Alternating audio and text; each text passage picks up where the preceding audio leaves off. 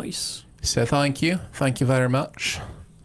Thank you very much. Not that they can hear us or anything. Well, they might now. Who knows? Did you hit the publish button? He did hit the publish button. It's thinking about it. It's thinking about it. I'm thinking, Now we're there. do I want to publish or do I not want to publish? That is the question. Oh, I'm getting an ad. Look.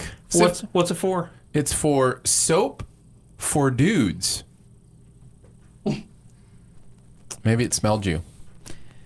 Maybe the contextual ads, maybe they're That's how smell-based now. ad is actually. You saw the video about the guy talking about Oreos and stuff. Yeah. In his microphone. Yeah. Oh, that stuff I can't take that. No. All right, we are live. I can see us now. Let's see. Do you need me to scoot forward more so you don't look good? No. No, I think it looks good. Just a lot more of my legs than I'm used to. Showing a little leg there, Aaron. Yeah, man. You want me to pull it up? No. I think it's fine. Pull up the legs. You want me to pull my leg up? Is that what you're saying? That's my hair. It's fantabulous. Oh, that's funny. I think I just made it worse. Let's see. Sebastian already asking, Andrew, why don't you like the Kill Bill movies? Just want to know.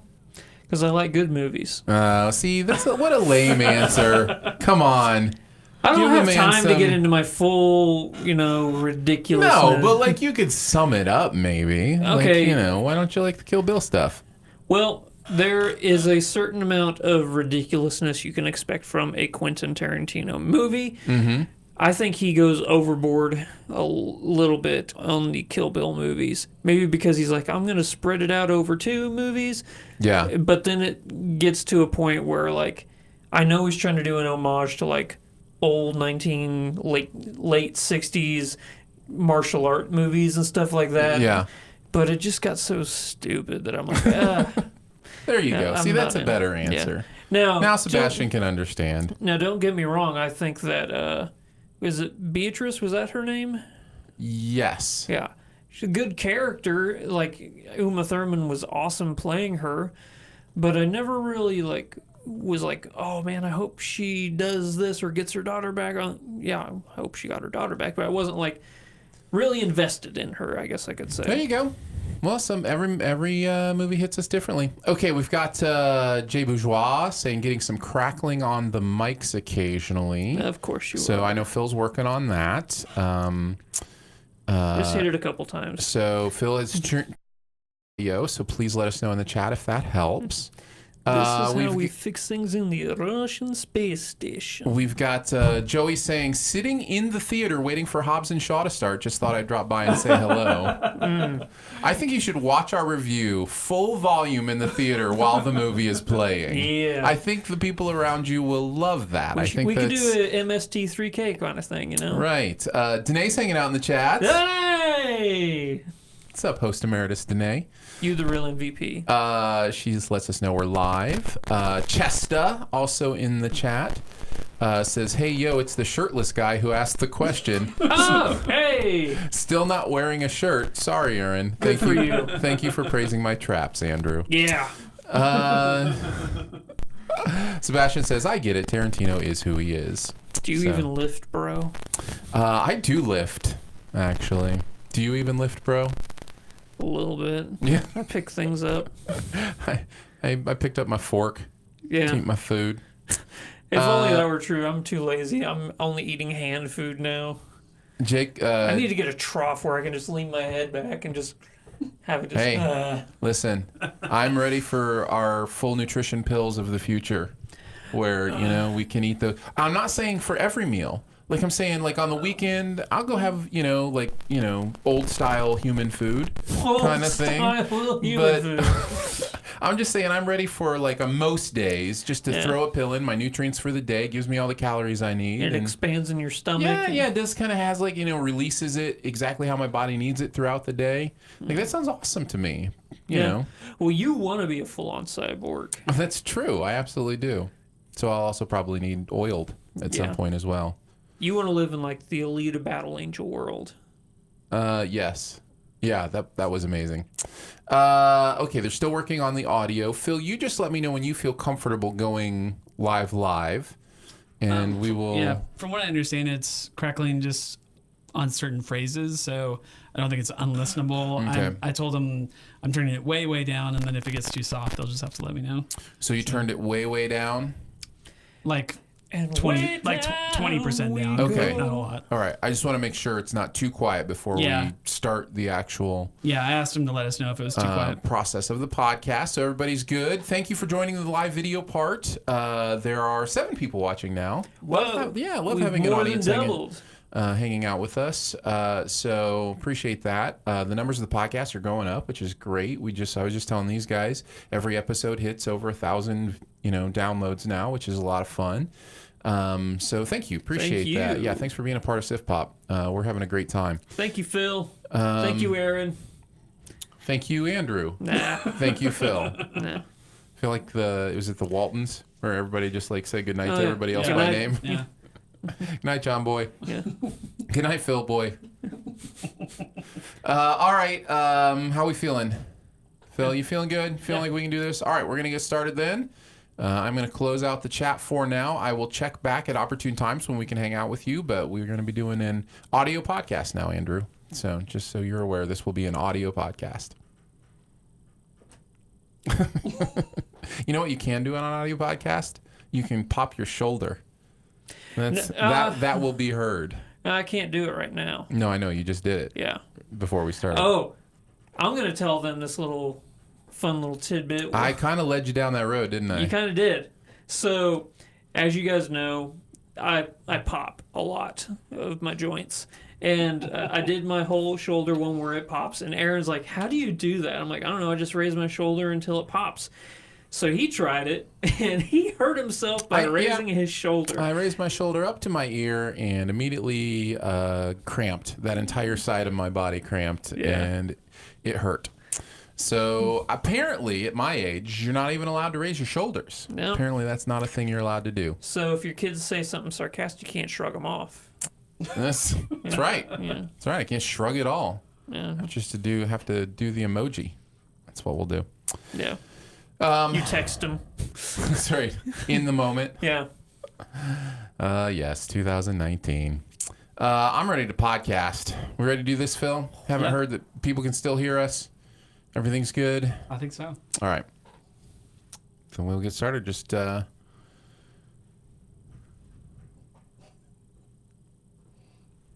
live from a bunker in the heart of the Ozarks, a podcast that's known Ohana Mint family since Stitch taught us in 2002.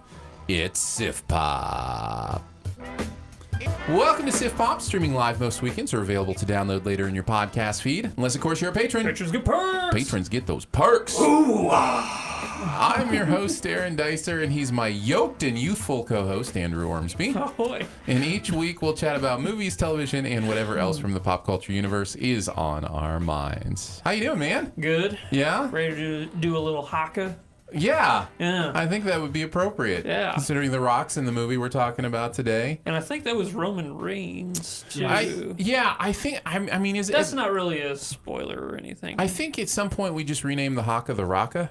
Yeah. Right? Like at some point, I mean, it's just kind of one of those things, right? Yeah, Roman Reigns is in the trailer, so. Yeah.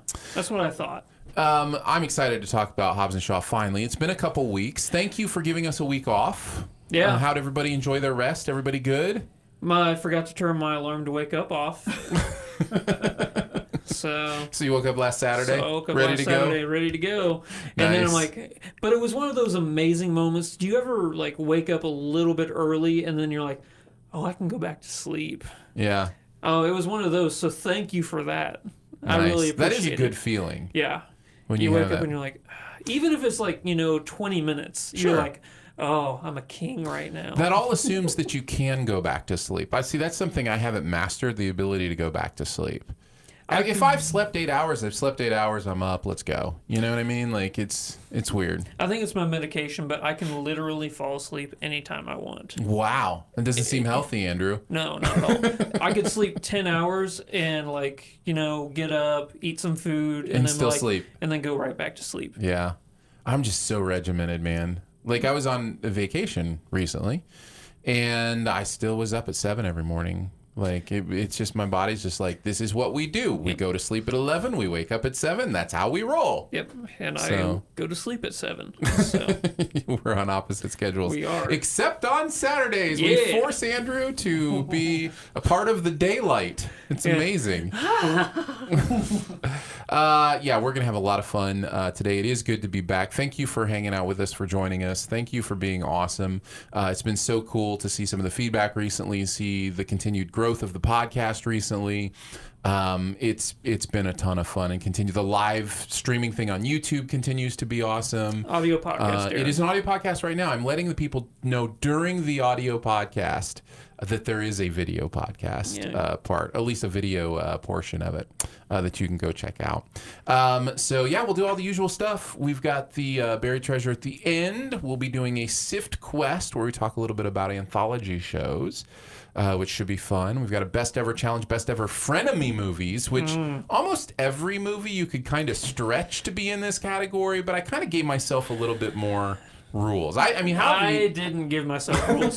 And spoilers for up ahead, I didn't even make it out of my top 10 movies ever before I filled up my list. Yeah, So, I put a little restrictions on mine. We can talk about that when we get to it. Yeah. And of course, we're going to review Fast and Furious Presents Hobbs and Shaw, because you have to say the full title yes. when you go to the movie theater. My friend, when we went and saw this, actually, I saw it with friends, requested tickets to the Calvin and Hobbes movie.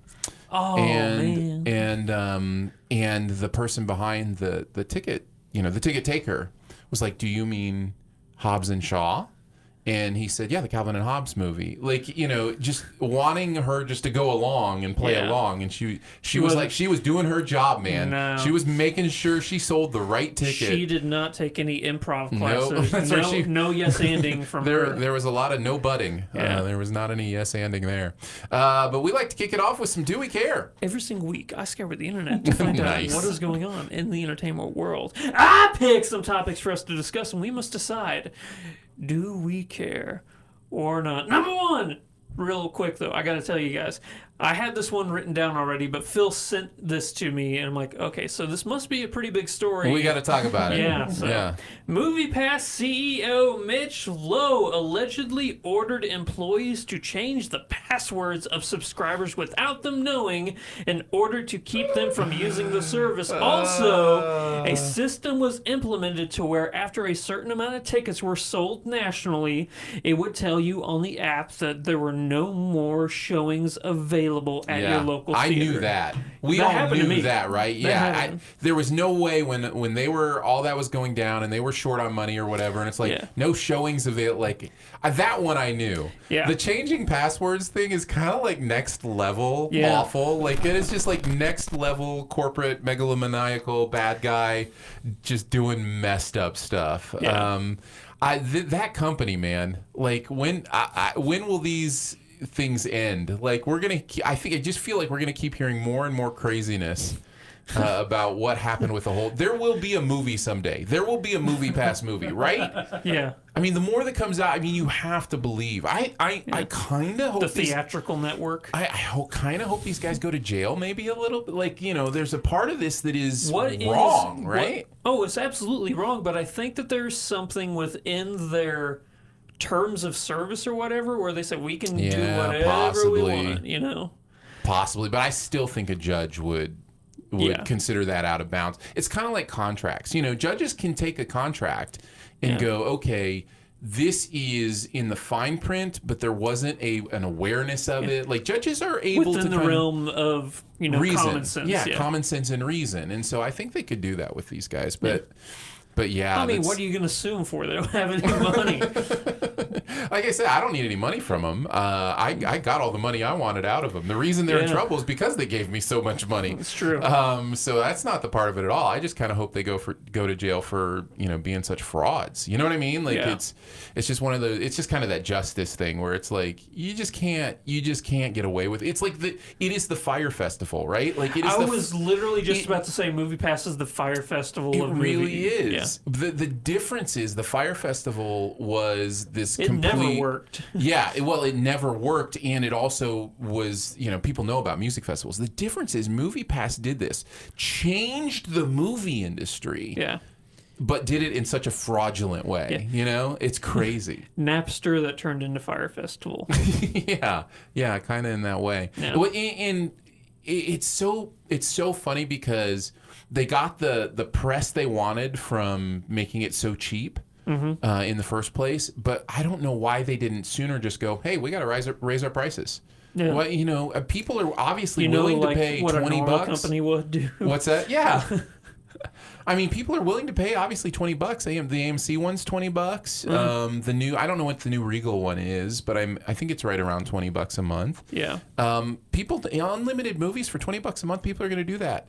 Don't tell anyone. I'd probably do it for $30. You know what I mean? Like for me, it makes sense. Now, at some point, It's for true. most people, it starts not to make sense. Yeah.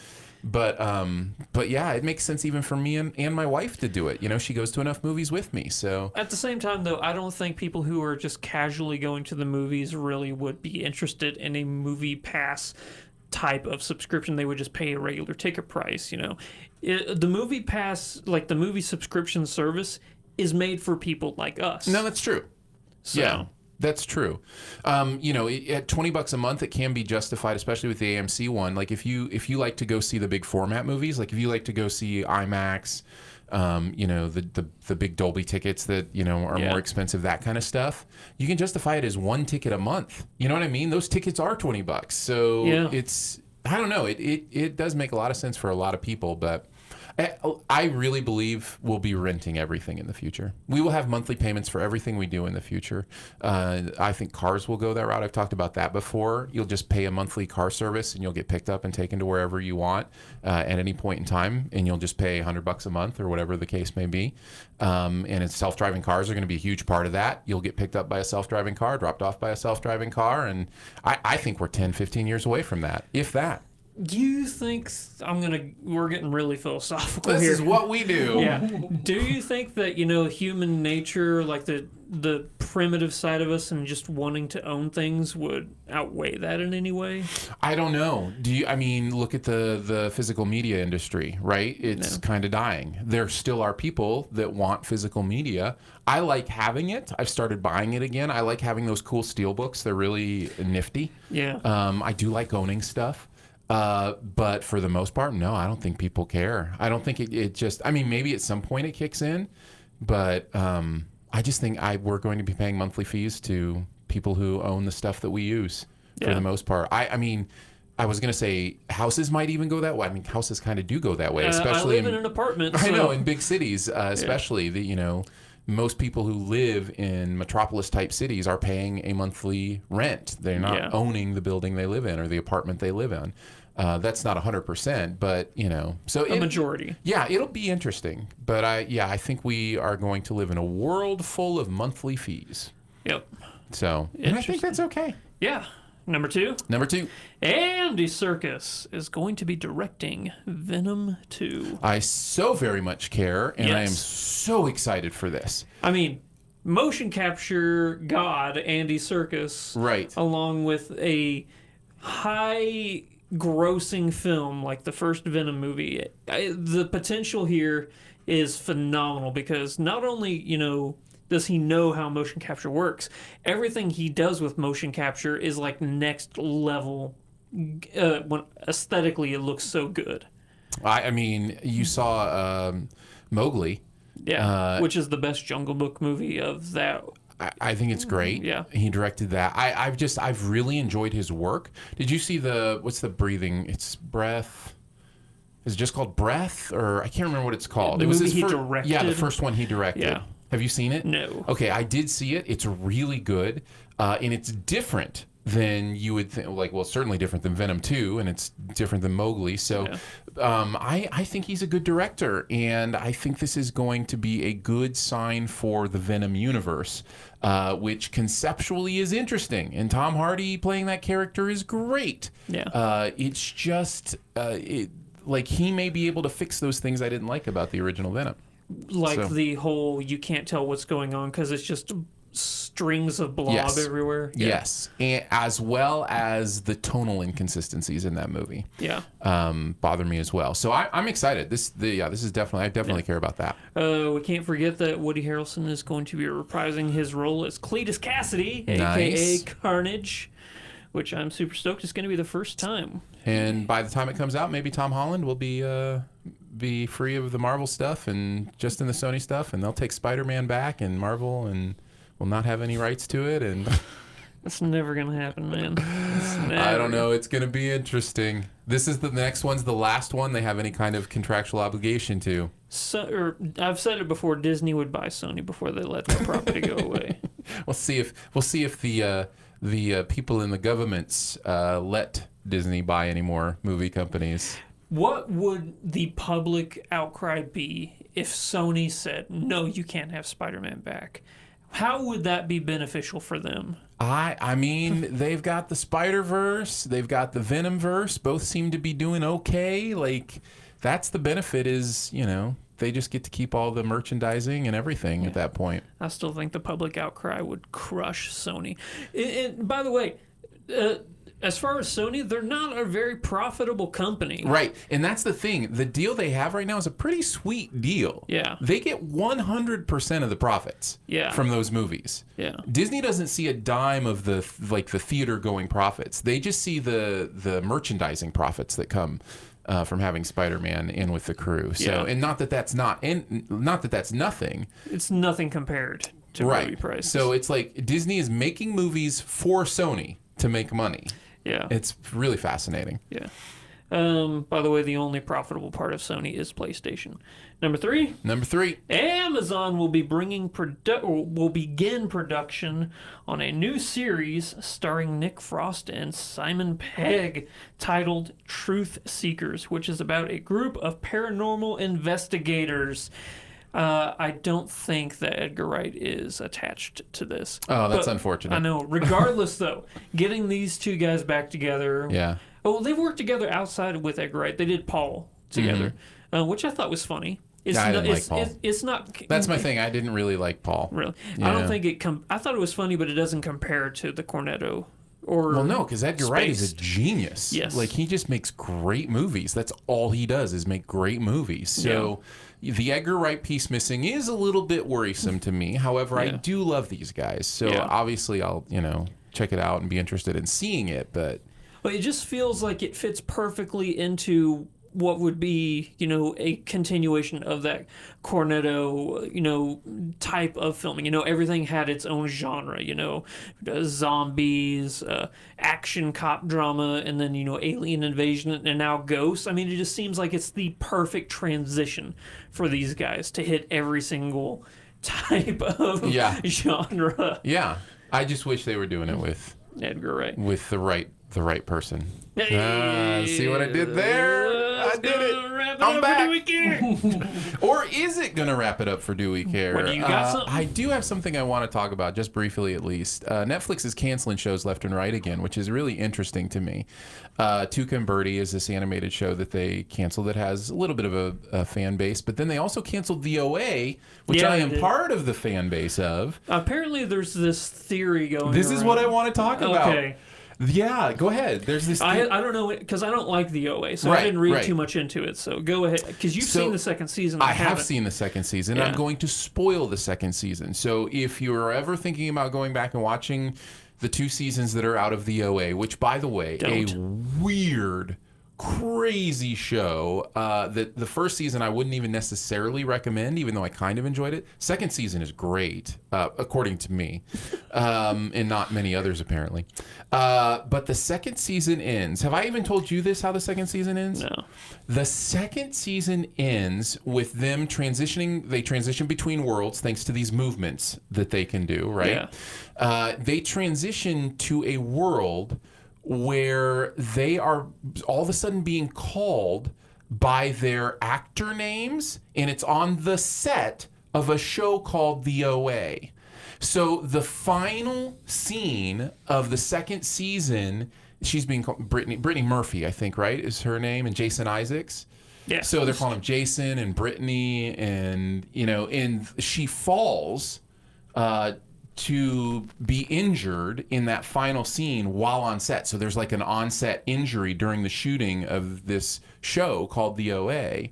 And, you know, it's just, it's one of those mind-bendy, mind-blowing kind of things where you're like, okay, what is going on? So the theory that you're talking about is the idea that this quote-unquote cancellation is part of the promotion for season 3, and that the show within the show is being canceled, and not the actual show, The OA. Do I believe it? No. I'm 70% sure Netflix is actually canceling The OA, but there is that 30% that wants to believe it. Also because I went back and read the statement from the Netflix person, who, by the way, wasn't the head of programming. It was somebody, I think specifically with the OA, who, if you read that specific paragraph, never says the actual show is canceled. It just says, we're sad to see, you know, this show not be with, you know, it just kind of works its way around it. And then Jason Isaacs and Brittany Murphy are posting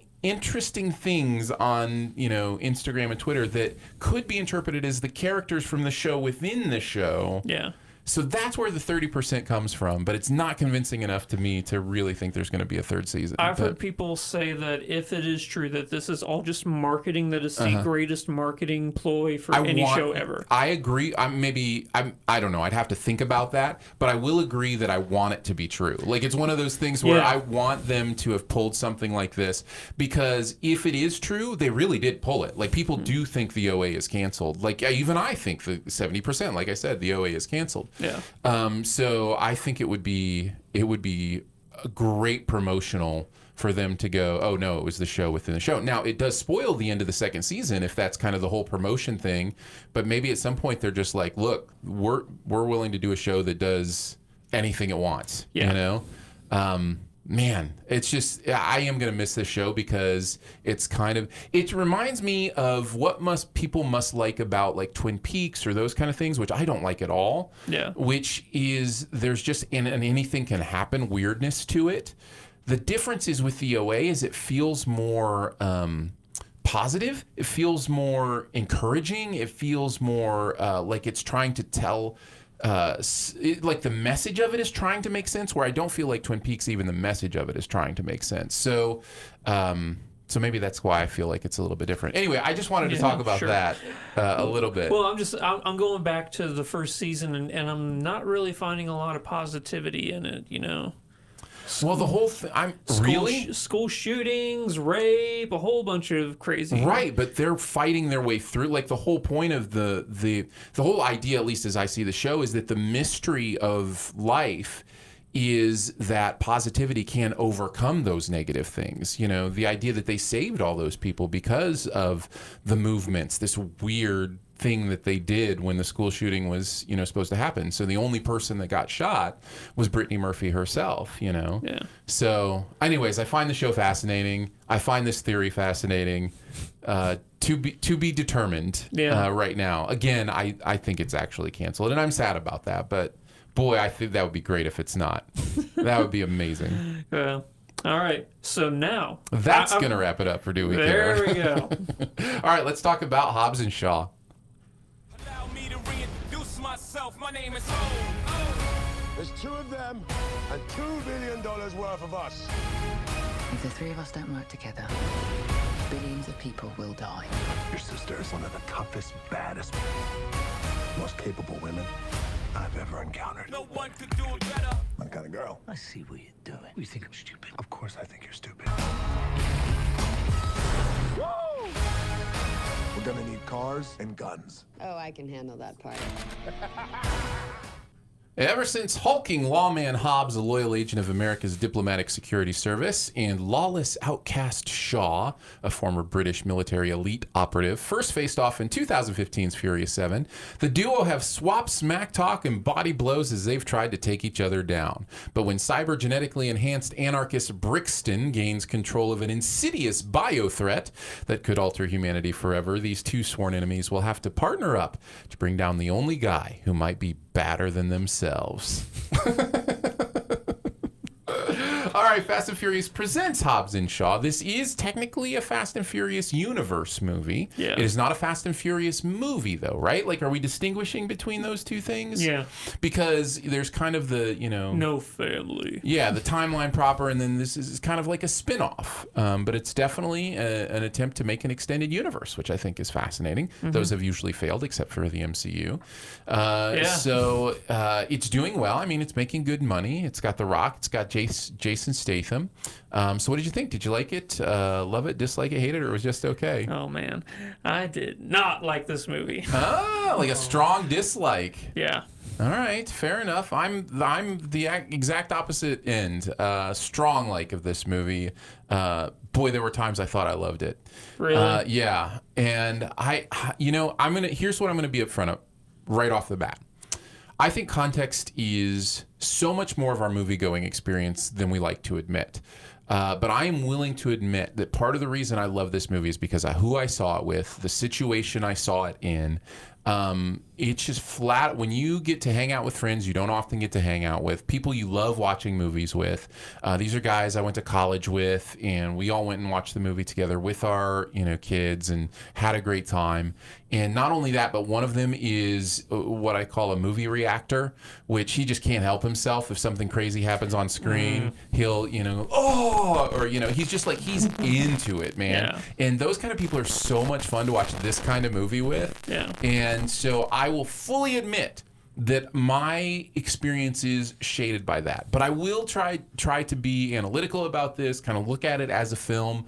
But it's kind of that same thing. I'll start here. It's that same thing I continue to say about the Fast and Furious movies, right? It knows what it is. This universe understands what it is now. Yeah. And it's superheroes. It's not actual human beings. You know what I mean? Like, it's over the top. It's ridiculous. It's, willing to go places. It's hilarious. In this movie, I think continues that, from what? Would we say 4 or 5? 5 is where it really locked in for me. But I think from Fast 4, they started to figure out kind of what this movie, the universe could be. Yeah, what the universe tone was going to be. And I think this movie continues it along. So I had a really good time. Yeah. I had so much fun. Well, good. Did you think it was funny at least? Yeah, parts of it.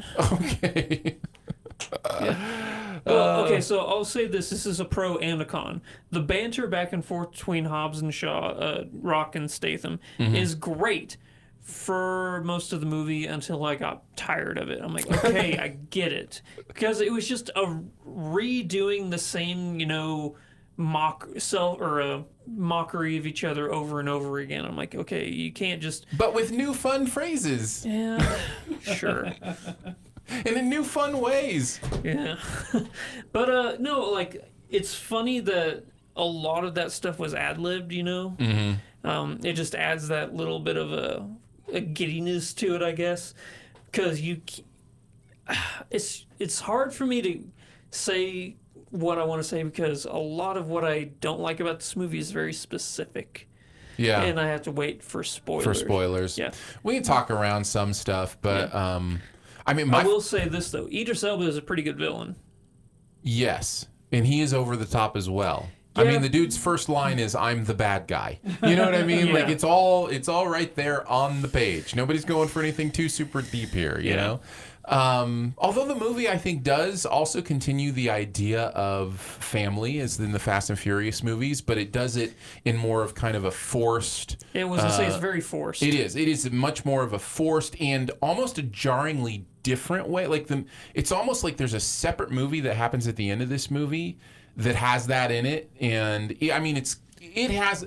Listen, it's not out of nowhere. It has been mentioned and building up and that kind of stuff, but it feels more out of nowhere than I think it should. I think it's because whenever we talk about family in the Fast and Furious franchise and universe, we've been with a specific group of people and we refer to them specifically as the family, whereas this is a new group of people being introduced, and I think that the producers or director, writer, whatever, is expecting us to go, oh, you mentioned family, so we're supposed to care about them automatically, where in reality, you have to give us a reason and, we have to actually care about these people. You can't just say family and we hate, like, oh, we love them, okay, because they're family. What'd you think about the father-daughter stuff with The Rock? Did that work for you? Yeah, sure. Okay, fair enough.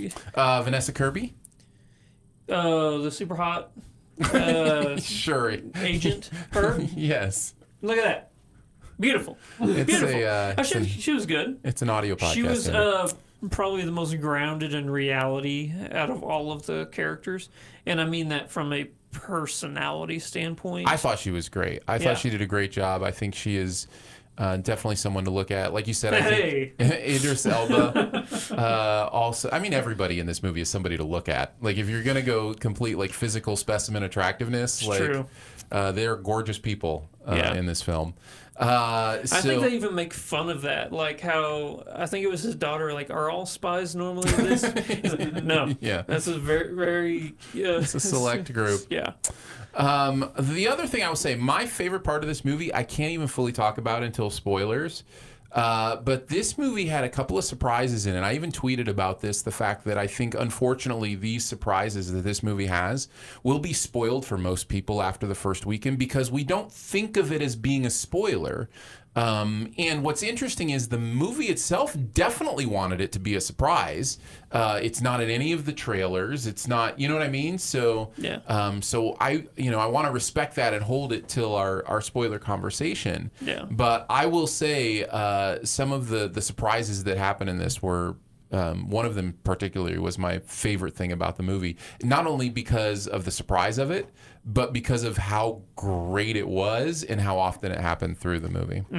I So gotcha. anybody who's seen it, I think, knows what I'm talking about. Sure, yeah. So yeah, it's the first of the two major surprises. Yeah, It was my favorite. yeah. The other one was fine too. I thought it was fun, but you know, but yeah. I think some of those felt forced. For Really? Me. Yeah. Oh, I didn't feel like that at all. Yeah, I'm like, really, you're trying really hard because you like this thing to put it in a movie and make it work. Man, I'm really trying to dance around this. All right, we'll hold it off till spoilers. Yeah. If you've seen the movie, you probably know what we're talking about. Yeah. Was there anything else that you like really liked, or what were your pros? I like the fact that even though these movies are ridiculous and over the top, that they try to introduce, because the Fast and Furious franchise and universe is all about, besides family, it's about the tech and, the cars and stuff like that. There is an introduction level of, like, some unique and, like, futuristic, I'll just say, vehicles in this that are so awesome to watch. In particular, I'm just going to say there's a motorcycle that is one of the coolest vehicles I've ever seen. Yeah, and the ways that it's used. The ways that it's used are so amazing. Yeah, not since Elastigirl. Yeah. Hopped on her stretchy bike. Have I been so impressed with action scenes in a motorcycle? So yeah, that was really impressive. I like that. This movie delivered a lot of those moments where it was like, that's amazing. That's cool. That's fun to watch on screen. I know it's ridiculous. I know it's stupid. I know it's impossible.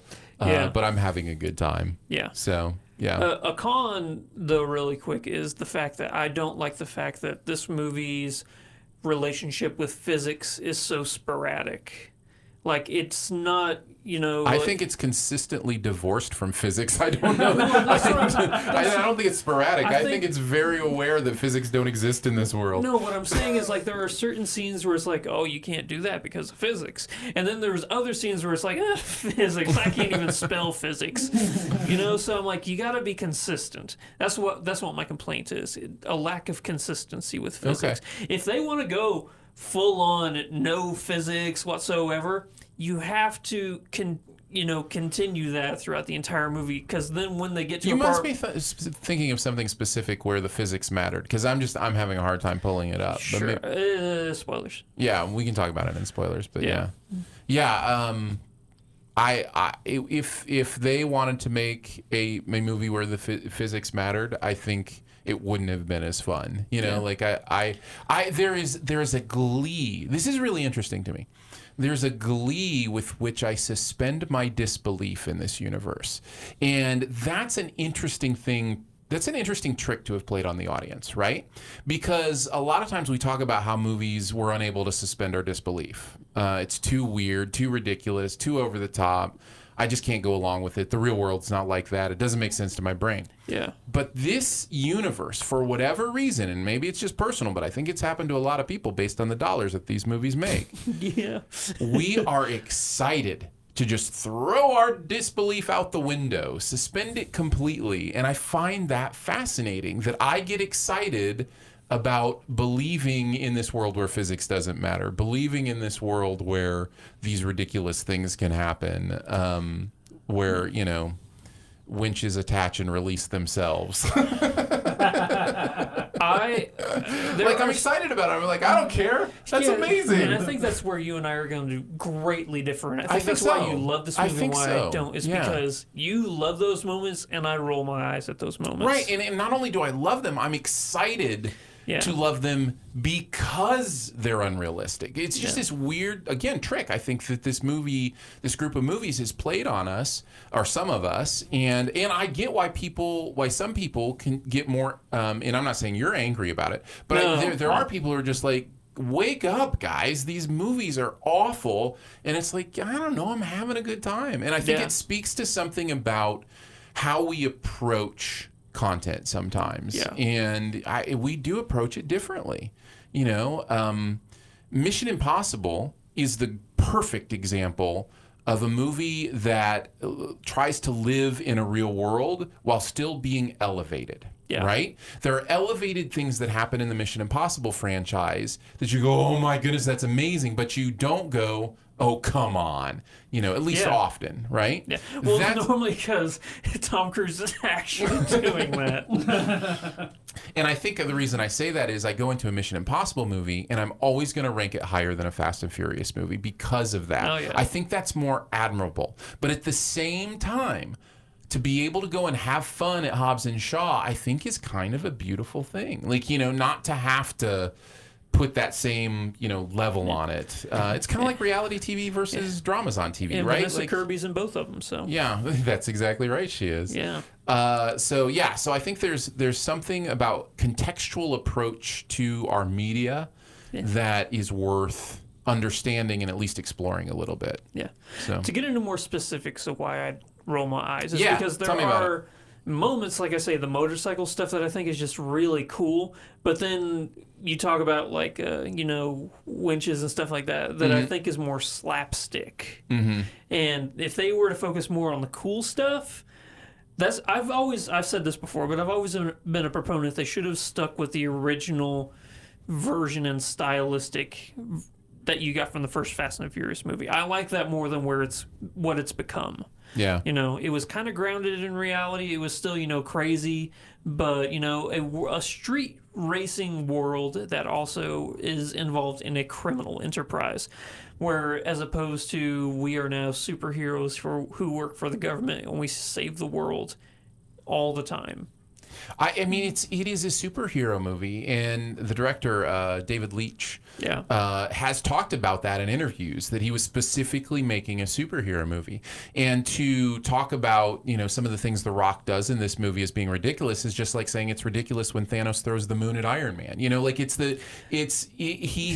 what he's doing is saying, look, we're existing in a world of superheroes here. Yeah. And the reason our brain has trouble with that, I think, is because, well, yeah, but the movie never says where they get their superpowers from, you know, like and so I think that is the disconnect or the difference, but for whatever reason, I'm kind of willing to go along with it. Yeah.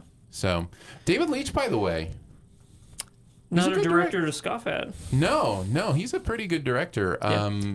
He actually technically directed the first John Wick with the one who's credited as directing. Yeah, he's an uncredited director. Yeah, and the reason is they told them to go ahead and direct it together and then prove that they had both done equal amounts of work and that they would. Yeah. I think the DGA is the one that decides that, the Directors Guild. And then the Directors Guild was like, no, we only do one person to direct. Which, by the way, Joel and Ethan Coen. I was about to say. No, but they deal with that too. That's why the movies are directed by one of them. Really? Yeah. Yeah. So it's kind of one of those fascinating things, and there may be rare random examples, and maybe there is one that is directed by both of them. I know thought that they both won directing for No Country for Old Men.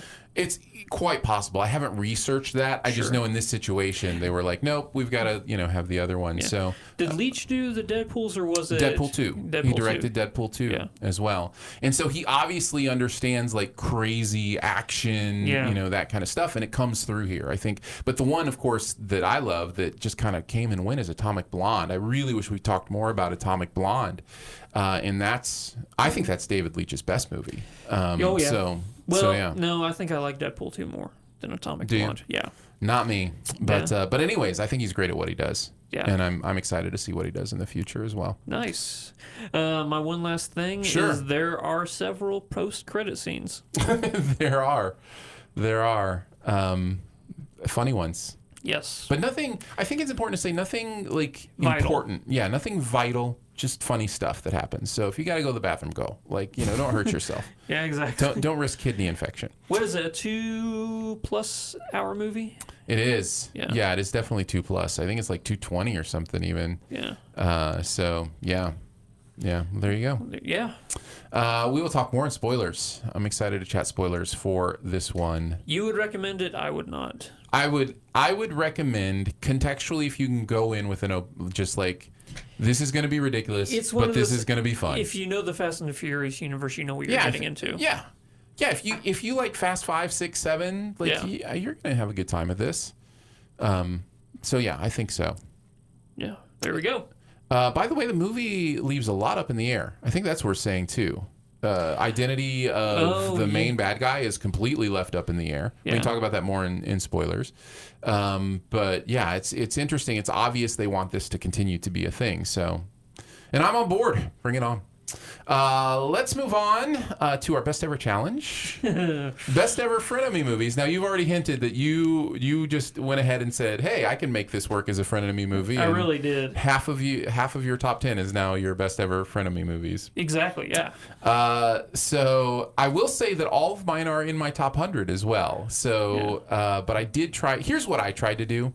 I tried to make it so that the frenemy thing was as equal parts as possible, and that they both had to be friends and had to be enemies, to do what they're doing. So it's a weird nebulous thing. So I'm sure we can. If you name one that I'm like, oh come on, I'm gonna say oh come on. There you go. Yeah. But we'll see how it goes. Let's start at number 5. You want to start or you want me to?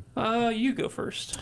Phantom Thread is where I start at number 5. This one is really interesting in that it's kind of about a toxic relationship, literally, in what happens here. And, of course, I've talked about my love for this movie. I love the metaphor of this movie. I love the way the food represents different things in their relationship, the type of meals they eat, when they eat them, what happens at the meals, the tea as well, obviously. And so at the end of the day, this is absolutely a movie about two people who may hate each other in a lot of ways, but also love each other in a lot of ways. So yeah, that's why it comes in at my number 5. Good call. Yep. My number 5? Sure. Collateral. Okay. Yeah. I think that works. Yeah. I'm totally willing to go with Collateral here. Yeah. Because I think that, while Tom Cruise is basically holding Jamie Foxx captive, I don't know if it's Stockholm Syndrome or what, but I think that they start to, throughout the night, understand each other, and they try and better one another, while at the same time trying to, specifically for Jamie Foxx, trying to escape. Yes. Yeah. And I think that's what's important, because I tried to avoid movies where people were like enemies at the beginning but friends at the end, or friends at the beginning but enemies at the end. That's a little different than frenemies, it needs to be kind of at the same time, and I think this relationship definitely counts. Sweet. So yeah, Collateral's a good choice. Yeah. That's a great movie. Oh, it has been way too long since I've seen Collateral. I watched it a couple days ago. Did you really? Yeah. That's amazing. Well, it's in my top 10, and I watch my top 10 movies a lot. Yeah, I just have so much stuff, so much content that I'm trying to take in, especially television. I do too, but I procrastinate. No, I get it. I need to be better at letting stuff go and watching stuff I love. Yeah. Because I don't revisit stuff nearly enough. Number 4? This is a movie I have revisited many, many times, probably at least annually. It is What About Bob? Oh. Now, this one stretches it for me. It's not quite, because this is one where I don't think Bob ever considers him an enemy. So it's kind of one of those things where, you know, and I don't know that Dreyfuss ever considers him a friend. No. But I think from the beginning, Dreyfuss hates Murray. Right, yeah. So it's kind of one of those things that they're only frenemies because one of them thinks they're enemies and one of them thinks they're friends. But it's through the whole movie, so I kind of let it go. But anyways, man, do I love this movie. So funny. It is one of my favorite comedies of all time. Away from my daughter. Oh, it is just. I love this corn. Is it hand shucked? Like that whole dinner scene is the best. I'll be peace. I'll be quiet. I'll be peace. Like just it is one of those movies that just has scene after scene that I just love. And it's Murray not being sarcastic. His character is pretty genuine. I'm sailing. Yeah. I sail. Yeah, it's been way too long since I've seen this movie. I need to see it again. It's so great. So that's my number 4. What do you got? Blood Diamond. Okay. I want to explain. Okay, so, explain this one. They're using each other. They like each other, but they're really just using each other. Leo is using Diamond to get the diamond. Okay. And Diamond is using Leo to get his family back. Okay. And, by the end of the movie, it's kind of one of those, like, where we kind of have, interests that align with one another so we can kind of help each other. But I think by the end of this movie, they don't trust each other, but they're like, even at the end of the movie, you don't know if Leo's going to betray him or not. So I think this one's a bit of a stretch. No, I think you've explained it well enough. Yeah, I would have never considered it. I don't consider, like, I don't look at those characters and go, okay, those are frenemies, But at the same time, no, I think you're right. Like I said, I was the very loose with my definition. Well, no, but I think you're right. At the end of the movie, there's still an animosity there. Yeah. But there's also still a need for each other. Yeah. So I think that could qualify. So, well done. Here's an interesting one for you, and my number 3. Yeah. Fight Club Yes. is my number 3. I thought about putting this one on there. Spoilers for Fight Club. Okay. This is what... Big spoiler. Big spoiler. Well, also because Fight Club is one of those big twist movies that I didn't even know was a twist. Oh, okay. The first time I watched it, and so it really blew my mind. I love it when a big story movement.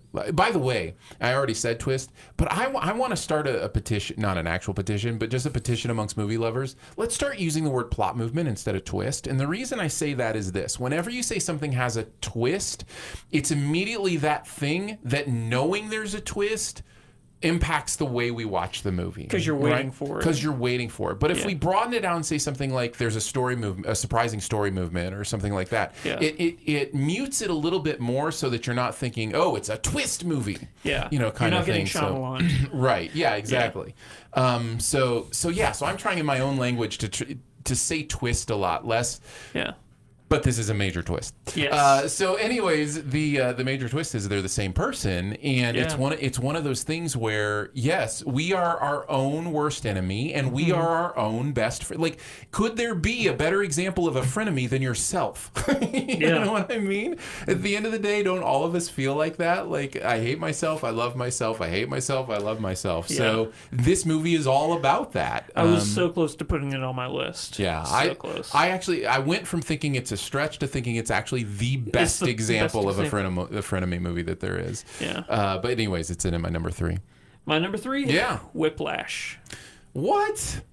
I think they're just enemies. How are they friends? I think they like each other. I really do think they like each other. You don't? What evidence do you have that these two humans enjoy each other's presence at all? I think that they know they need each other. Okay. I think that he knows. Maybe. I mean, I'm not even sure I totally agree with that, but I can see that more than they're friends.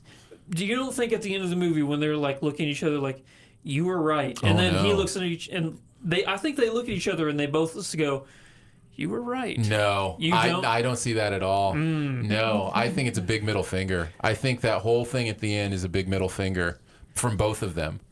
I think they are enemies from start to finish. Interesting. Yeah. I think that getting into the whole psychology of how I broke down this movie. Yeah. I think that he is teaching him, he's like, I see something in this kid.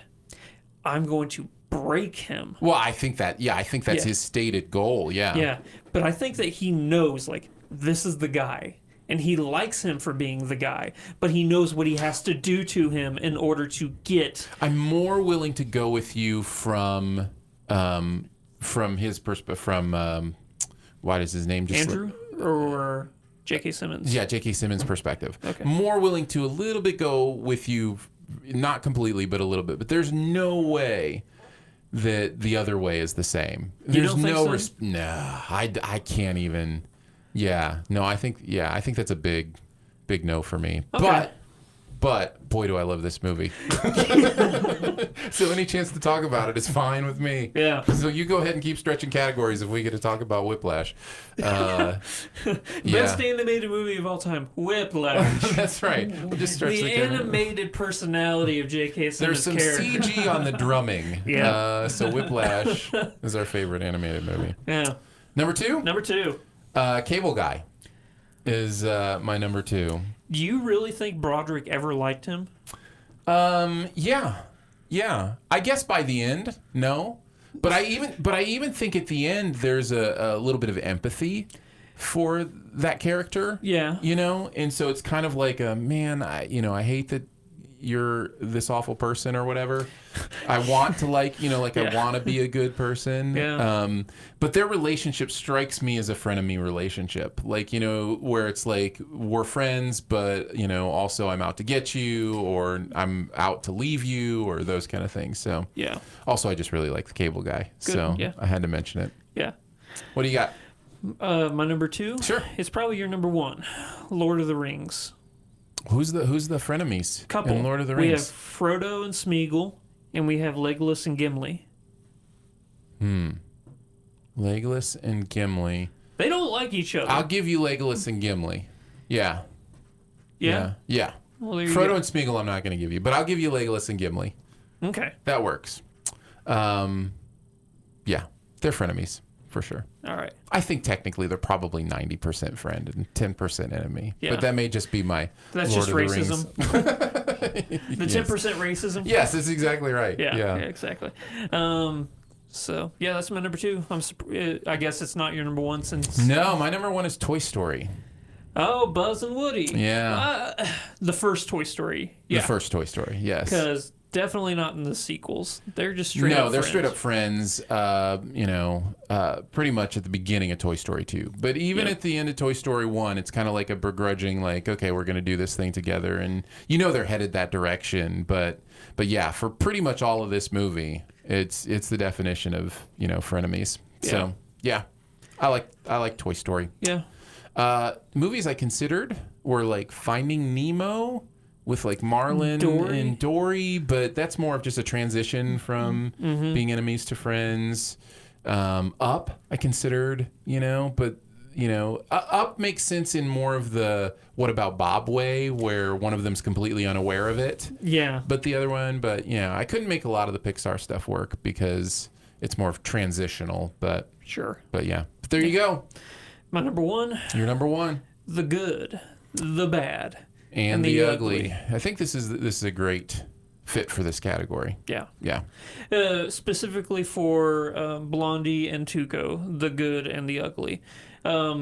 They kind of like each other, like they joke around and stuff. Nobody in this movie trusts one another, though. They are always ready to shoot the other one in the back. Yeah. If it means, like, I think I'll play along with him, but I know he wants to kill me. And they're all thinking that about each other, but they need each other. Also, it's the greatest movie ever made, so there you go. There you go. Why wouldn't we mention it? Did you have any honorable mentions? I got a lot. Do you? Yeah. I've got a few as well. I think we Run have. through your list, and then I'll just mark them off mine. Sure. I think we have to mention The Nice Guys. Yeah. That's Such a fun movie. yeah, and Russell Crowe and Gosling. are just so great as frenemies. I like The Heat with Heat? It was with Sandra Bullock Okay. and Melissa McCarthy. Yeah. I think they do a good job. I think you have to mention Winter Soldier. You got Bucky and Cap. I think that's a Doesn't that fit the category? No, yeah, okay. I'm just because I keep, my mindset is always Bucky is good now. I got to keep reminding myself. Oh yeah, in During the Winter Soldier, he was the villain. You know? For sure. I think maybe the classic superhero example of frenemies has to be Magneto and Professor X, Yep, right? I had X2, X-Men United. I had it First Class as my best example of Okay, it, but yeah. So I think that one has to be mentioned. Let's see, T2. It was on my list. T2, that makes sense, right? Like Connor doesn't trust. Sarah doesn't trust. Yeah, him exactly. Yeah. So I think that makes sense. Yeah. I would also mention 48 Hours. Yeah. Mean Girls. I think is worth mentioning. And then I don't know that this one really fits the category, but they are such great enemies for most of the movie that I think you kind of think of them as frenemies. But The Emperor's New Groove. With Cusco and what's his. Pacha, Pacha and Cusco. But by the end, they're friends. You know, it truly is just a transition from enemies to friends. But they feel like frenemies because of how much they hate each other for most of that movie. Yeah. So yeah. There you go. So the ones that you didn't mention, one I'm surprised wasn't on your top 5. Okay. Catch Me If You Can. You don't think Tom Hanks and Leo are friends throughout that movie? Yeah, no, I do. I think it's a great example. Yeah. It didn't click with me. But I do love that movie. It's great. Thor Ragnarok. Loki and Thor Yes. are a great example of frenemies. I think you're right. Yep. You said The Heat. I'm going to go with Heat. With Heat? Yeah. Because Pacino and De Niro, they like each other and they respect each other, but they are out to kill one another. And Rocky 3 or 4. Because I think Apollo Creed and Rocky, that might be what you're talking about, where they're enemies that transition to being friends. Right. So that might not fit your definition. But another one that I really like is District 9. Oh, okay. I would have never thought of that. Yeah, because that also could be one of those definitions of people just not liking each other and then transitioning to being friends. Right. So, yeah. Very nice. Good choices. Thank you so much for those choices. We'd love to hear your choices as well. Yep. Before we head on to the SIF Quest, a reminder that you can help support SiftPop by becoming a SiftPop member at Patreon. So support starts at $3 a month, comes with some fun perks. I know we've got a lot of stuff that we kind of do in this section with, kind of feedback, that kind of stuff. We had said we were going to read some of the reviews that have popped up on iTunes. So I wanted to make sure that I was able to do that. So thank you so much for... We're going to call this the vanilla moments. Well, it's so great. I love when negative things get turned into positive things. Yeah. So this one's from Zwachito. The Vanilla Chronicles. This one doesn't mention vanilla, but says, love the show and back and forth between Aaron and Andrew. One of my big inspirations to start my own podcast this summer. Hey, awesome. So congratulations. A note to others who leave reviews that mention that they've started a podcast. Promote your podcast. Yeah. Like I would love to get plug away, guys. If you're telling us how amazing we are, we'll plug what you've got going on. You know how to feed our egos. That's right. So anyways, I would really appreciate that, Zwachito. Thank you. Joey says, vanilla for the win. Hey. SiftPop's unique format and likable hosts keep each episode fun and refreshing. If you have any interest in film, then this podcast is definitely worth your time. Ooh. Thank you, Joey. Very much appreciate that. And then finally, this one comes from Tayman713. The subject is "I love vanilla!" exclamation point. SiftPop makes it easy peasy to stay current with the many movies coming out week after week. The format is consistent, and the hosts Aaron and Andrew have a genuine passion for movies. What's most impressive to me is how they're able to articulate their thoughts in a way that casual moviegoers, such as myself, can appreciate and understand. Each episode is a delight. Highly recommend. Aw, thank you. Yeah, very sweet. We appreciate that. That should just be our promotional poster right there. We appreciate those reviews. If you want to leave one at Apple Podcasts, feel free, throw some stars at us. Let us know what you think. We'll be delivering the vanilla every chance we get. The Vanilla Chronicles. And we do it because we're able to do it because of our amazing SiftPop members. People like you. So thank you so much for supporting us at patreon.com/SiftPop. One other thing I will mention. is that the Jordan Peele, the Peele pack, the 2-pack of the Us and Get Out Blu-rays, we'll be awarding those next week. So we will be compiling and we will be doing a random drawing for those. And we will announce next week who has won those. And then finally, a big shout out to a new SiftPop member. We got to give shout outs to our new members. The new member. Is it a new roofer?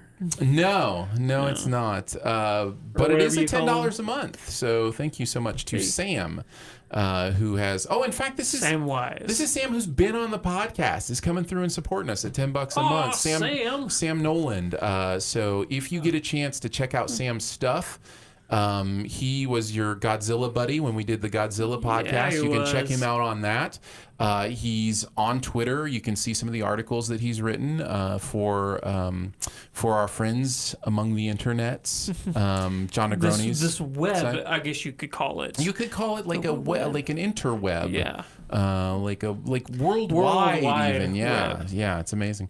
But thank you, Sam. Much appreciated for your support. If you'd like to support again, go to SiftPop.com. Nope, don't go there. I mean, you can go there, but go to Patreon.com/SiftPop. Go to SiftPop.com to follow the link to Patreon. That's right. And it is there. And, honestly, if you want to see all the stuff that SiftPop's doing, SiftPop.com is a great place to go. So feel free to do that. That's just the scenic route.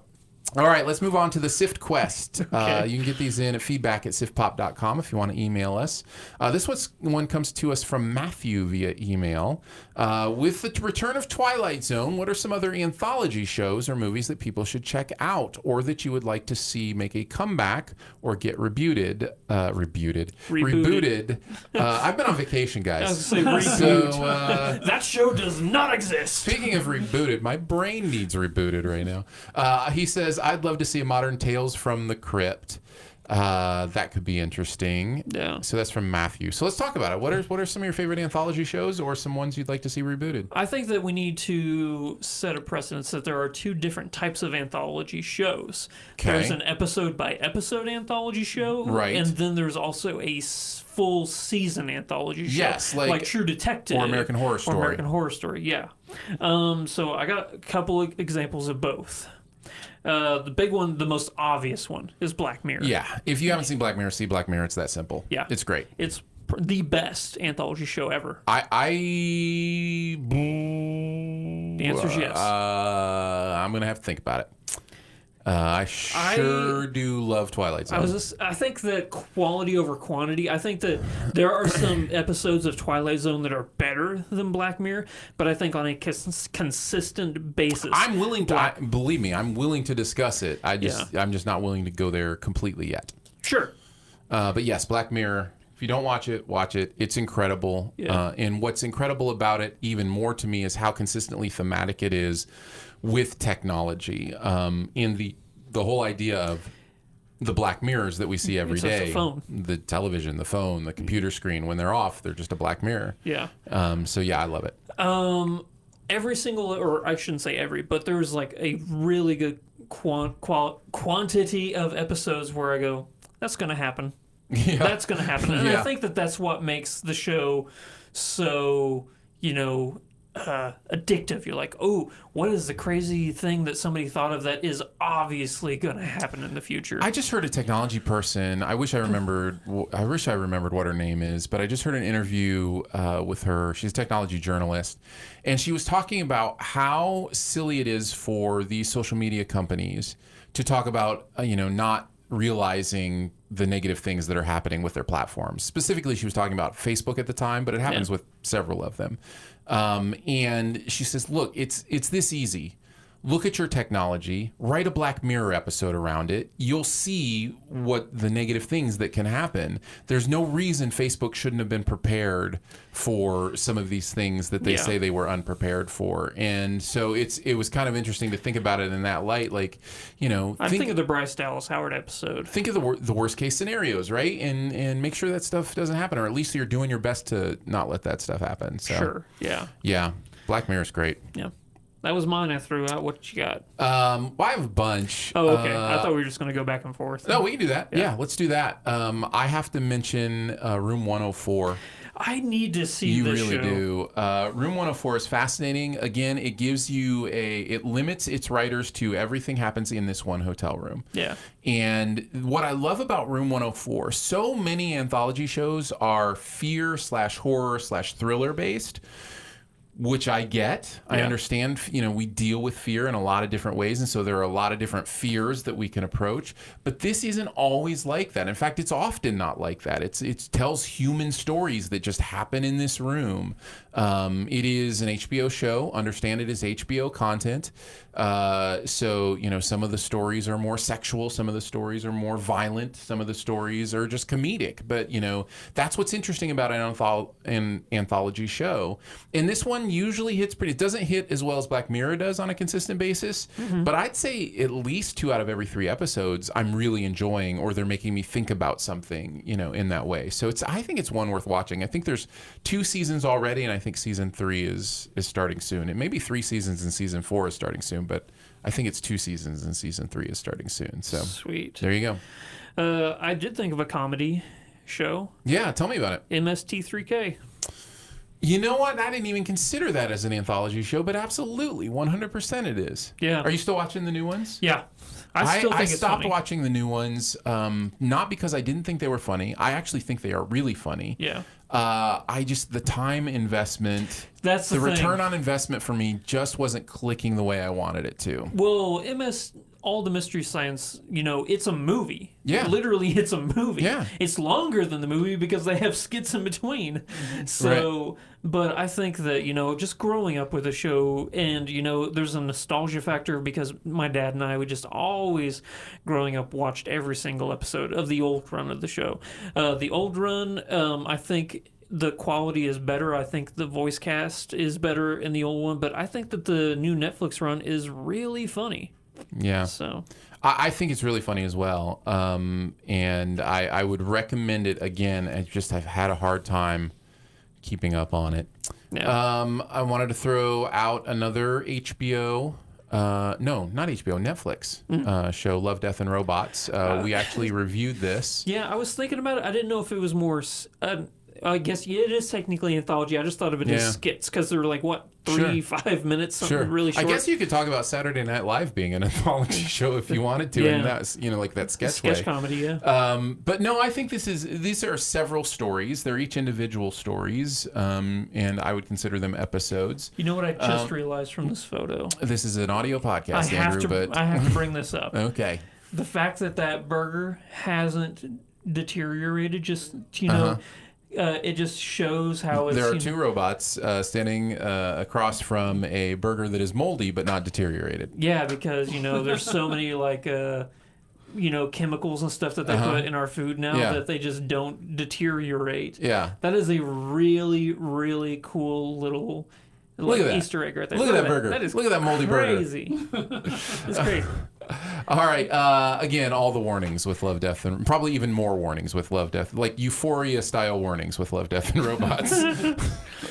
Number 3 for me. Sure. I'm gonna go with The Horror. Okay. I don't know this one. AMC show. The first season was about a couple of ships that got stuck in the Arctic. And they're trying to get out, but there's a supernatural element. Everything that this show does is it's a season anthology show, so it's a same show for an entire season, kind of like True Detective. Mm-hmm. But each season is about a real life event that happened, but they add a sci-fi mystery mystical twist to it. So it's a lot of fun. And I really recommend it. The first season is great, and season 2 starts in a couple days. I think 2 days from now. Very nice. Do you possibly mean The Terror? What did I say? You said The Horror. Yeah. Oh, I'm sorry. I meant The Terror. Okay. Okay. That's why I couldn't find an image for it, and I meant to ask you about it. But yeah. Whoopsie. Yeah. It's fine, Phil. It's an audio podcast, so no worries. Yeah. All right. Let's see. I have 2 Well, I have 3 more, but they're in 2 different categories. I do have one that I would love to see rebooted if it could be done well, Yeah. and that's Alfred Hitchcock Presents. If you could really find the spirit of Hitchcock in what he did with these, I would enjoy that. And to do it, I think you would have to have a different director each episode and like really good directors, because that's what Hitchcock did. He put really good people in charge Will of the you just storytelling. deep fake him to do the intro? I mean, you can, right? Like you can do Yeah. any. Did you see the Nick Offerman Full House video? Where the hell had mustaches? Yes. Well, they all were Nick Offerman. Yeah. It was just like, listen, I know we're all scared of deep fakes for very good reason. It will change the way we understand authenticity and believability. I couldn't care less. But man, we're having fun, right? Yeah. Like Yeah, exactly. the world's going down, but boy, we're having fun. Yeah. It's crazy. I have one more. Okay, go ahead. There is nothing wrong with your screen. The Outer Limits, man. Yeah. I never really got into the Outer Limits. Really? So yeah. I think that it's so close to Twilight Zone, but It really I think that is. there's a more sci-fi, whereas I Okay. think that there's, a more... I think that there's more of a fantasy version to Twilight Zone's sci-fi element, They're very similar shows, though. And I could see why somebody would be like, why would we reboot The Outer Limits? The Twilight Zone's already back, But, oh, man, if you can't find a good Twilight Zone episode, just check out The Outer Limits. You'll find some good stuff there. Nice. Very nice.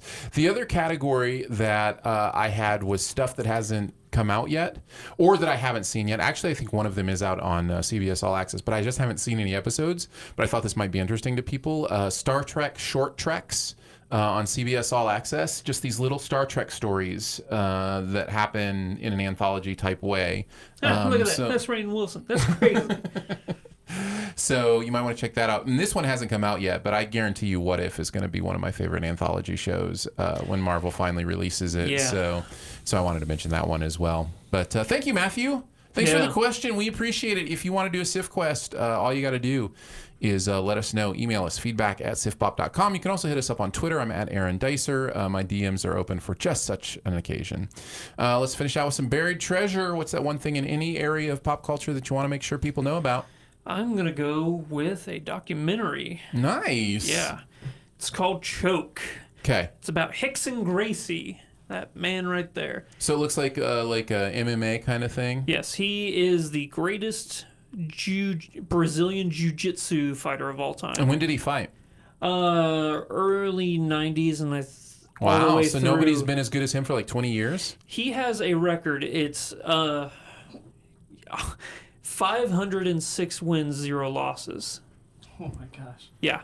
Wow. The Gracie family is... Wait, I know his name. Yeah. I know. He has a brother, Hoist Gracie. Hoist Gracie is the one I think I know. Yeah. Hoist Gracie's a pretty famous one. Oh, Yeah. but he's better than Oh, Hoist yeah. Gracie? Yeah. Interesting. Yeah. Hickson Because is- I remember, when I was in college, I remember whatever it was it Ultimate Fighting Championship still, or what was it called back then? Well, they had a bunch back in the day. But back UFC then, it was like way underground, Yeah. and it was one of those things where it was like, ooh, it was like Faces of Death. It was like, ooh, we're not supposed to be watching this because they could kill each other, Yeah. kind of thing. I forget what it was called. There's but Bellator, there's UFC, and then there's so many from back in the anyways, day. I Yeah. remember hearing about a Gracie that would fight in those and would always like take down these giant guys Yeah. and put them in sleeper holds. And Yeah. I just, that's funny that I would remember that name from 20 years ago. Oh yeah, very famous family. What the backstory on them is? By the way, if you're looking at this and you're saying, an but audio his name podcast. says Rickson Gracie.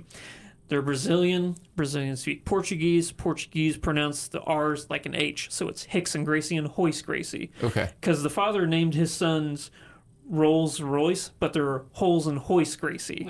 Wow. So, yeah. Fascinating. Yeah, but the Gracie family, these two brothers from Brazil started to learn jiu-jitsu, and they're like, I think we can put our own spin on it and, make it even better.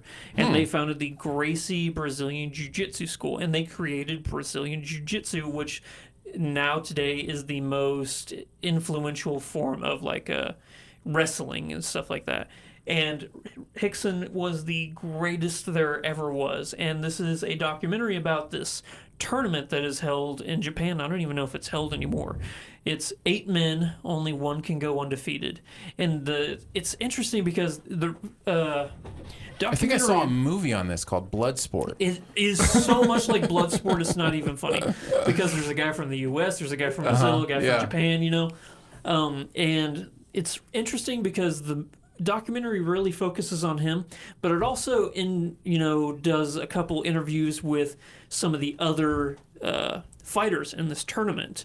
So it kind of puts this seed in your head, like, wait, am I about to see the one where Hickson finally loses, or what's going to happen in this? You know, and it is a fascinating documentary. It is Bloodsport, the documentary. Where can we view this? YouTube for free. Yeah. It's on YouTube. It's called Choke. Yep, Choke. All right. The Hickson Gracie documentary. And is it a new documentary, or has it been out for a This while? came out in 1995, I think. Oh, wow. So, okay, that makes sense as to why it's on YouTube then. It's just been around forever. Yeah. Okay. Really good documentary, though. Interesting. Very nice. My buried treasure, guess what? What? Guess what category it's going to be? Is it going to be Disney? It's going to be reality television. It's still the summer. That's true. Yeah. I've been watching Bring the Funny, which is a new reality show where... Jeff Foxworthy? Yeah, it's Jeff Foxworthy, Kenan Thompson, and, what's her name? It just totally slipped my mind as the third judge. Huge on social media. She's pretty funny. She's married to John Legend, right? Yes. Chrissy Teigen. Teigen. Yes. Yeah. Her Twitter, by the way, is hilarious. Is it? So anyway, they are judging comedians of all different kinds. And this is what I love about this show. It's not just stand-up comics like Last Comic Standing was. It's also sketch comic groups. It's also musical comedians. It's magic comedians. There is a puppet comedian who is hilarious. And so there's all these different kinds of comedians on the show. And it's fun to kind of watch them and laugh. You know, like anything can make me laugh, I'm good with. So it's a lot of fun. So they're in the semifinals already, but I'm sure through on demand you can go back and watch the earlier episodes if you're interested in laughing a little bit. Also, worth noting, my kids grew up watching on YouTube this comic sketch group called Studio C. I don't know if you've heard of Studio C. Yeah, they did the Scott Sterling soccer, which is one of the funniest skits ever. Yeah, so Studio C, you're right. They did the Scott Sterling stuff and some other things. One of our favorites, because my oldest son has type 1 diabetes, they do a diabetes sketch that's hilarious. Oh, really? Like the whole premise of the sketch is they're confronting him about the needles they found and the drugs that they found. And he's trying to tell them, guys, I have my my pancreas doesn't work. He's like, yeah, we know what insulins are. We've heard what they do, that kind of stuff. So that's funny. Studio C is great. Well, they have ceased to be Studio C a couple years ago, and they're now, I forget what they're called now, but they're on Bring the Funny. Oh, okay. And they're doing really well. So so that's just kind of an aside, but I'm really enjoying laughing. Is it a competition where somebody moves forward, or is it just hey, we're going to have new people on every single time? So the first several episodes were just groups of people, and then they would pick, I think, 5 of the however many. I think they did 10 an episode, and they pick half of them to go on to the next round. The new rounds that they've just started, the semifinal rounds, are head-to-head battles of the same kind of comedians. So, 2 different guitar comedians who have, get to play with a guitar or Kinda whatever, like the go against each other. Or something like that. Yeah, exactly. And then they pick one of those, and then I'm not sure where it goes from there, but that's where we are right now. So. Well, I'm just looking at this panel of judges, and the variety and styles of comedy that each of them use are so different from one another that it would really, lend itself to a very wide, appreciation, as opposed to, having 3, Tom Segura's or whatever. Exactly. No, I think they did good job with the judging panel. Because I'll tell you right now, if I was up there, no magic or ventriloquist comedian would ever make it past that first round. What's your problem with the puppet comic? Ventriloquist, I cannot stand. Oh, they freak me out. Now this is ventriloquism. Even Jeff Dunham, okay, hold on though. Do you understand the difference between ventriloquism and puppetry? Are we talking about Sesame Street kind of puppetry? Like puppetry, there is no ventriloquism. Because there's no human. There's no human. There's no human. It's just the puppet. I'm okay with puppets. Just well, there not you go. ventriloquist. Well, it's just a puppet comedian. It's not a ventriloquist. Okay. So you're Then safe. we're good. You're safe. Yeah. It's a safe space for you. Yeah. On Bring the Funny. So, anyways, you can check that out. Bring the Funny is airing currently on one of the networks somewhere. So find it there. Because I don't know which one. Well, there we go, Andrew. We did it. NBC. NBC. It's on NBC. NBC. We did it. We did a podcast, man. Fourth gear. Congratulations. It has happened. We set forth to podcast and completed our goal. Thanks so much for joining us today on SiftPop. It is part of the Studio DNA Podcast Network, which you can find out more about at studiodna.media, or you can search Studio DNA in your podcast player. I just realized on Apple Podcasts, Studio DNA is considered an artist now. So like all of our podcasts are on, we have our own like podcast network page and everything. So that's kind of cool. So yeah, just search for Studio DNA in whatever podcast player you use. Huge thanks to Andrew for hanging out. Car noises. Car noises. Yes. Car noises. Yeah. I thought it was one word that I didn't know what it meant. Carnoises. Carnoises. It's a very, very awkward I thought it was like this Greek greeting that I hadn't heard. No. Carnoises to you as well, Andrew. Carnoises to you. Carnoises to you.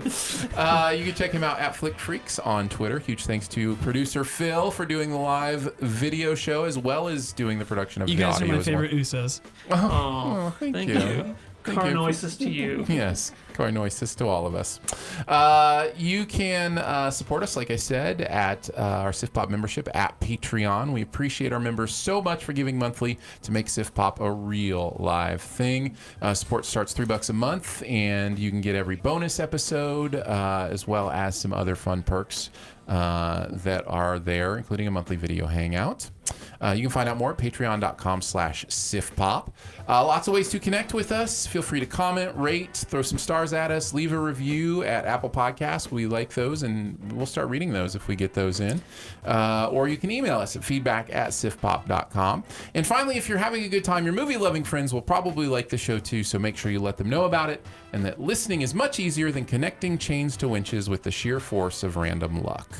We're going to be doing some spoilers for Hobbs and Shaw up next in your podcast feed, and then we're going to be back next week with some thoughts on, I'm going to say Good Boys. That's probably the main one next week. So Okay. it might change. Everything is subject to change. Yeah. Just like MoviePass.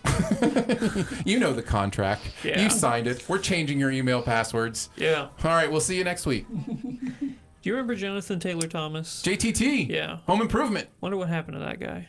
He's been on Tim Allen's new show a few times. Has he? Yeah. Looking good? Yeah. JTT's good. He's doing Awesome. all right. Good for him. Yeah. I don't know why it just popped in my head. No idea either. It actually was Tool Time. So. Thank you to the live chat. Still several people watching. So Jay Bourgeois says not buying the Whiplash argument. So, but then Chesta says I'm on Team Andrew. So you win some, you lose some.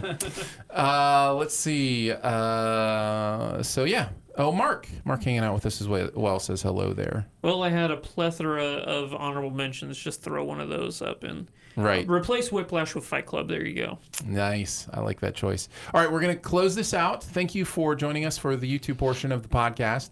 And then we do a separate one for the spoilers, so that spoilers is right there in the title. Yeah. So if you want to hop on that one, you can. We're going to talk spoilers now for Hobbs and Shaw. So we'll see you there.